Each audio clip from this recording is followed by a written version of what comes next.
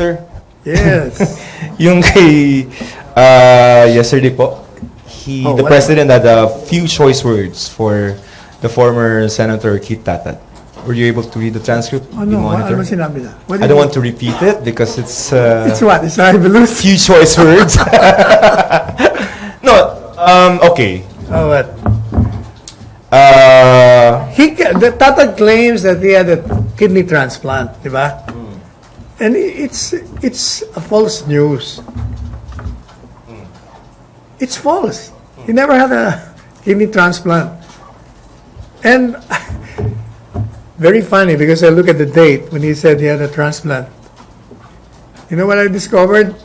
The day that he had a transplant, he was there at the Mega Mall watching Batos movie premiere. And that alone should already... Besides, mukhang hindi nyo nga pinatulan eh. Mukhang wala. Nobody carried that item. Which one? Yung claim niya na nag-kidney transplant. I didn't read any major newspaper getting it. That means hindi pinatulan yung claim niya kasi alam naman nilang hindi totoo. Okay, sir. Can I read from the transcript? Yes. Wait lang ha. Iba munang haba kasi Sige. ng speech ka. Prince muna.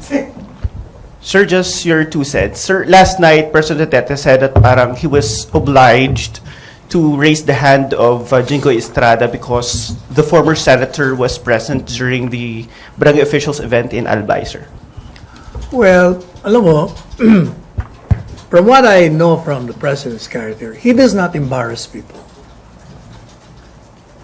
Especially women. Ayaw niya ng mapapaya. Eh siguro, as he explained it, baka courtesy lang sa kanya. Okay, Joseph? Oh, Prince, meron pa? Follow up on that. Okay. Sir, yun bang non-endorsement or exclusion? Can we call it exclusion of former senators Revilla and Revilla and Estrada had something to do with probably the court cases in the Sandigan Bayan or corruption I think I allegations? read a portion of the transcript. He said that too late na silang lumapit sa kanila. Moreover, baka feeling niya rin, hindi ninyo kailangang endorsement, baka manalo kayo dahil may mga dati na kayo mga senador, may pangalan kayo, kilala kayo ng tao, o baka hindi na kailangan. Do you want me to read the transcript, Yes. sir? Okay. Just want to make sure. So, syempre, the president was reacting to the article, no? Ikaw ba nagtanong noon sa kanya? No, sir. This was part of the speech. Ito, sir. Ikaw, Tatad, may diabetes ka eh. Kami ni Congressman Tolentino kapatid dito sa mga ganon noon sa langit yan. Hindi kayo ang binabastos ko, si Tatad. Sinadya ko yan para bleep. Kapag nakita kita, bantay kita, yan ang violation talaga ng press freedom. Pero hindi dahil galit ako. Yung kantsa mo parang bastos na. And then this paragraph, sir. Gusto mo ba talagang subukan kung meron pa kami o wala?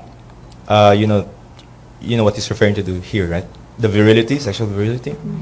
May asawa ka, ipahiram mo sa akin. Ikaw, Congressman, baka dito na lang. Okay na yan. 10 minutes lang yan. Your comment, please.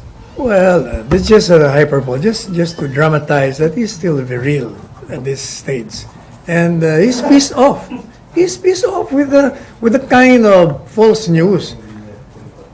Yun ang tinatawag na talagang, yun ang libelous. Kita mo, hindi ba siya nagdidemanda? Yun ang libelous.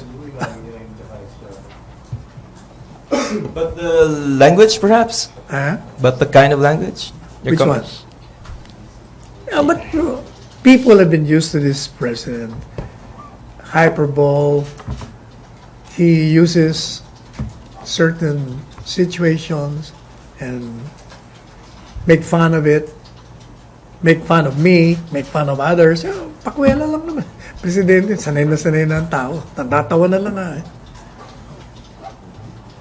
Okay. Ang message ko kay Tatad, Noy, bago ka magpaluwas kaya ng mga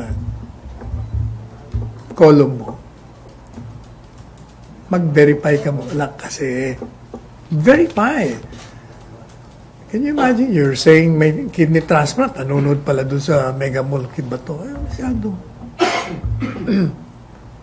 Your days are over as spokesman of the former President Marcos. Galang natin. Okay, Raymond, question.